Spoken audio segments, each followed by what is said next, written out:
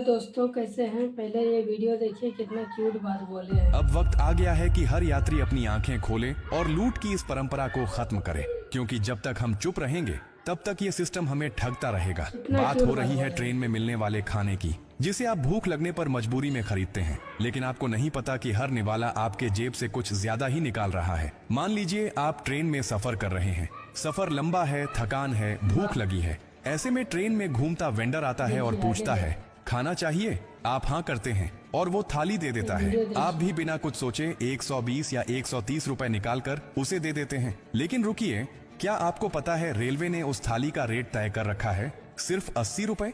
जी हाँ, रेलवे की गाइडलाइंस के मुताबिक ट्रेन में मिलने वाली स्टैंडर्ड वेज थाली का रेट 80 रुपए से ज्यादा नहीं होना चाहिए। फिर ये 120 से 130 की लूट क्यों? असल में यही वो खेल है जो सालों से चलता आ रहा है। लाखों लोग रोज इस झांसे में आकर वेंडरों की जेब भर रहे हैं और खुद को ठगा महसूस भी नहीं कर पा रहे, क्योंकि उन्होंने कभी सवाल ही नहीं किया।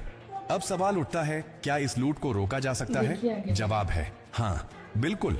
लेकिन इसके लिए आपको थोड़ा सा जागरूक और थोड़ा सा हिम्मती बनना पड़ेगा। जब अगली बार वेंडर आपसे खाने के बदले 120 रुपए मांगे तो सीधा एक बात कहिए, मुझे इसका पक्का बिल चाहिए। अगर वो बिल नहीं देता या टालने की कोशिश करता है तो याद रखिए, रेलवे का नया नियम कहता है नो बिल नो पेमेंट, यानी बिना बिल के आप उस खाने का 1 रुपया भी देने के लिए बाध्य नहीं है। और अगर वेंडर इसका विरोध करता है तो आपको डरने की बिल्कुल जरूरत नहीं।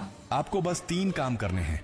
पहला, उसे यह वीडियो दिखाओ ताकि उसे समझ आ जाए कि आप कोई आम मुसाफिर नहीं बल्कि जागरूक नागरिक हैं। दूसरा, अगर वो फिर भी झूठ बोलता है या बदतमीजी करता है तो तुरंत रेलवे की हेल्पलाइन पर कॉल करें, 18199132 और तीसरा, अगर आपके पास मोबाइल है, जो ज्यादातर के पास होता है, तो वेंडर की फोटो खींचिए, उस खाने का रेट लिखिए और उसे सोशल मीडिया पर पोस्ट करिए। अब ये मत सोचिए कि ये छोटा मामला है, क्योंकि हर छोटा मामला तब बड़ा बनता है जब लाखों लोग एक ही गलती दोहराते हैं। अगर आप बिना बिल के पैसे दे रहे हैं तो आप भी इस चोरी में बराबर के हिस्सेदार बन जाते हैं, क्योंकि आप जानते हैं कि वो गलत ले रहा है फिर भी दे रहे हैं। सोचिए, क्या आप अपने बच्चों को यही सिखाना चाहेंगे? और ये सिर्फ पैसे की बात नहीं है, ये उस मेहनत की बात है जो आप करके पैसा कमाते हैं। किसी को ये हक नहीं कि वो आपकी मेहनत की कमाई को झूठ और धोखे के बल पर छीन ले। रेलवे ने ये नियम इसलिए बनाया है ताकि हर यात्री को उसका हक मिले और कोई वेंडर मनमानी ना कर सके।